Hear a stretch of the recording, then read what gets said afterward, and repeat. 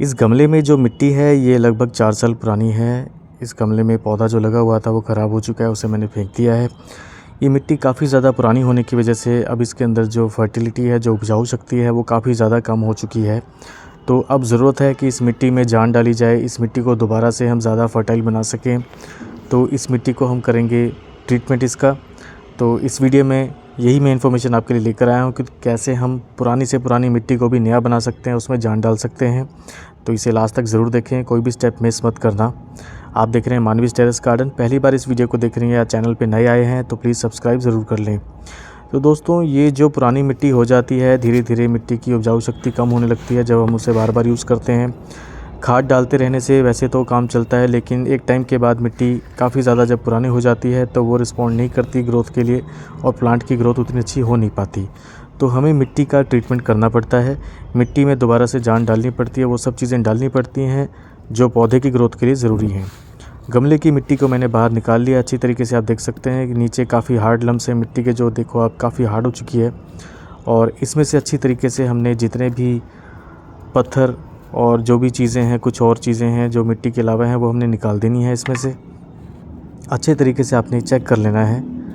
जो ये छोटे छोटे पत्थर हैं, जैसे कि ये टुकड़े हैं, ये ड्रेनेज होल कवर करने के काम आ जाते हैं बाद में, तो इनको हम संभाल के रख लेंगे। और उसके बाद मिट्टी को हम छोटे छोटे टुकड़ों में कूट लेंगे। ऐसे इस तरीके से हम पाउडर बना लेंगे। तो मिट्टी को बिल्कुल बराबर कर लेना बहुत ज़रूरी है, अदरवाइज़ ये मिट्टी का जो ट्रीटमेंट है वो प्रॉपर हो नहीं पाएगा। तो आराम से आपने धीरे धीरे मिट्टी को अच्छे तरीके से चेक करते हुए, कोई पत्थर का पीस तो नहीं है, कोई कांच का टुकड़ा तो नहीं है, इस तरीके से चेक करते हुए आपने मिट्टी को बिल्कुल पाउडर बना देना है, ऐसे जितना बारीक हो सकता है। अब ये मिट्टी काफ़ी ज़्यादा एक बराबर हो चुकी है, पाउडर हो चुकी है।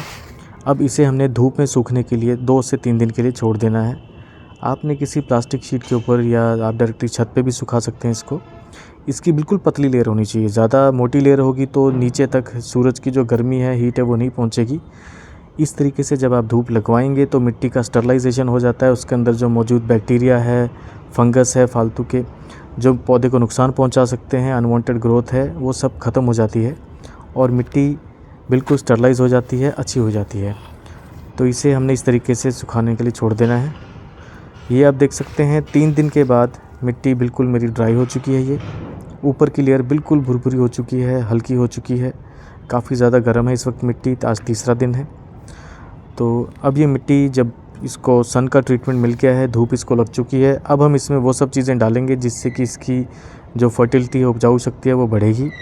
तो उसके लिए दोस्तों, सबसे पहले जो मिट्टी में 3 चीज़ें ज़रूरी होती हैं पौधों के लिए, मेन 3 चीज़ें जो है नाइट्रोजन, फॉस्फोरस, पोटेशियम, वो चीज़ें हम डालने की कोशिश करेंगे अलग अलग सोर्सेज से, जिससे कि जो प्लांट के ये जो मैक्रो एलिमेंट हैं पौधे को मिलते रहें और ग्रोथ अच्छी रहे।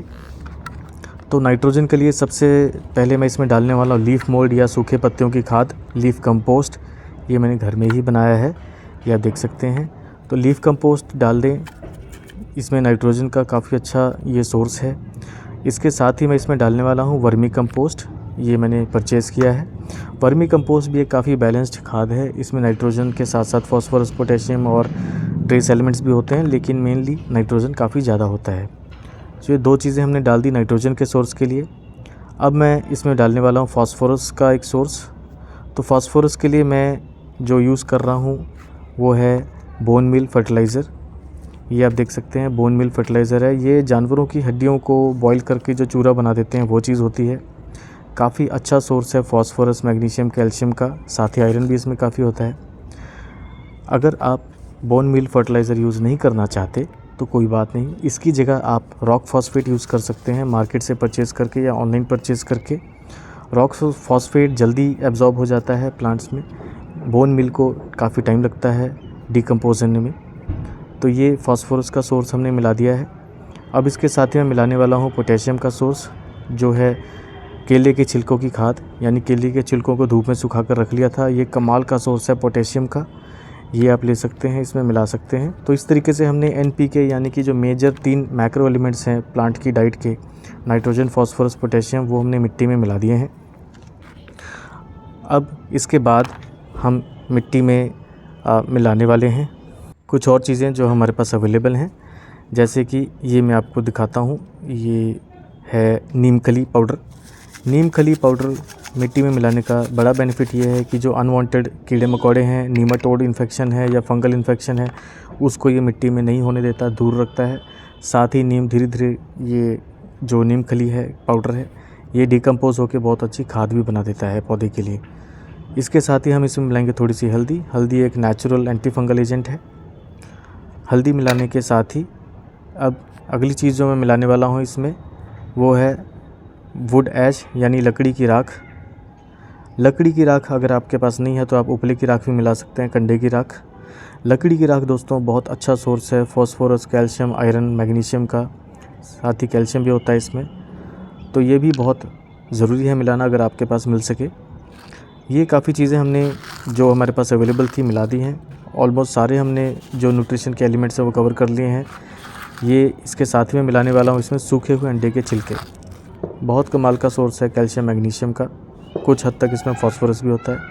अंडे के छिलके अगर आप नहीं मिलाना चाहते तो आप इसमें चॉक का पाउडर मिला सकते हैं। चॉक वही जो ब्लैक बोर्ड पे लिखने के लिए काम आता है, उसको आप मिला सकते हैं। वो भी कैल्शियम कार्बोनेट होता है, बहुत अच्छा सोर्स है कैल्शियम का।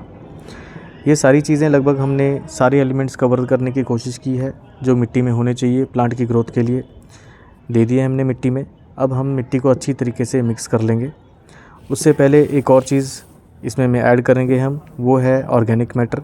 ऑर्गेनिक मैटर यानी कि ऐसी चीज़ जो मिट्टी में सड़ के खाद बन जाए, डिकम्पोज़ होके। सूखे पत्तों के का पाउडर ले सकते हैं आप, या फिर आप कोकोपीट मिला सकते हैं। मैंने यहाँ पे ऐड किया है चावल की भूसी, यानी चावल का जो छिलका होता है जिसे राइस हस्क कहते हैं। काफ़ी लाइट वेट है, पतला छिलका होता है, मिट्टी की ड्रेनेज बहुत अच्छी कर देता है, मिट्टी को पोरस बना के रखता है और डिकम्पोज होकर खाद बहुत अच्छी बन जाती है इसकी। तो ये काफ़ी चीज़ें हमने इसमें ऐड कर दी हैं। ऑर्गेनिक मैटर दोस्तों ऐड करना बहुत ज़रूरी है मिट्टी में, क्योंकि जो ऑर्गेनिक मैटर है ये जब सड़ के खाद बनता है तो मिट्टी के पीएच को बैलेंस रखता है, साथ ही साथ जो हम मददगार बैक्टीरिया होते हैं उनकी पॉपुलेशन को बढ़ा देता है। तो ये मिट्टी का मिक्सचर बिल्कुल रेडी है। अब इसमें जो फाइनल चीज़, लास्ट में चीज़ मैं ऐड करने वाला हूँ, ये आपने बहुत ही कम देखी होगी। ये है लकड़ी का कोयला यानी वुड चारकोल या बायोचार कहते हैं इसको। ये कमाल की चीज़ है दोस्तों। इसको ऐड करने से 3 मेजर बेनिफिट होते हैं। पहला, ये न्यूट्रिशन को अनलॉक करता है, मिट्टी के अंदर जो भी न्यूट्रिएंट्स हैं उनको जड़ों तक पहुंचने में, एब्जॉर्प्शन में मदद करता है। साथ ही ये पोरस होता है, अंदर हवा को और पानी को रोक के रखता है, मॉइस्चर को। तीसरी चीज़, जो भी मददगार बैक्टीरिया हैं उनकी पॉपुलेशन को ये बहुत ज़्यादा बढ़ा देता है। तो ये 3 तरीके से मिट्टी और हमारे पौधों को हेल्प करता है। इसे मिलाना बहुत ज़रूरी है अगर आपके आसपास है। पोरस है, काफ़ी लाइट वेट है, तो आपके गमले को हल्का रखने में भी मदद करता है। तो ये सारा मिक्सचर हमारा बिल्कुल रेडी है। अब मिट्टी में सारी चीज़ें मिक्स हो चुकी हैं। अब ये जो हमारी पुरानी बेजान मिट्टी थी, इसमें काफ़ी न्यूट्रिशन आ चुका है जो जो हमें चाहिए हमारे पौधे को अच्छे तरीके से। अब इसे हमने धीरे धीरे गमले में भर देना है। आप चाहें तो उसी गमले में पौधा लगा सकते हैं या फिर इस मिट्टी को कुछ दिनों बाद किसी और गमले में ट्रांसफ़र करके यूज़ कर सकते हैं। गमले में हमने मिट्टी को भर दिया है, इस मिक्सचर को जो हमने मिट्टी का बनाया है। अब इसमें पानी दे देना है अच्छे तरीके से। पूरा एक बार अच्छे तरीके से आपने पानी देके इसको 8 से 10 दिन के लिए छोड़ देना है। 8 से 10 दिन के लिए जब आप छोड़ देंगे इसको, उसके बाद ही आपका मिट्टी का जो मिक्सचर है ये पॉटिंग के लिए बिल्कुल रेडी है। आप चाहें तो इसमें पौधा लगा लें या फिर आप इस मिट्टी को ट्रांसफ़र कर सकते हैं किसी और पॉट में। तो ये बिल्कुल रेडी है। आप देख सकते हैं हमने पुरानी ख़राब हो चुकी मिट्टी को बिल्कुल नया बना दिया है, एकदम फर्टाइल बना दिया है, बहुत अच्छा बना दिया है। तो इस तरीके से आप भी अपनी मिट्टी को नया बना सकते हैं। ये इन्फॉर्मेशन अगर अच्छी लगी हो तो दोस्तों इस वीडियो को लाइक करें, शेयर करें, और चैनल को सब्सक्राइब नहीं किया है तो ज़रूर सब्सक्राइब कर लें। Thank you very much.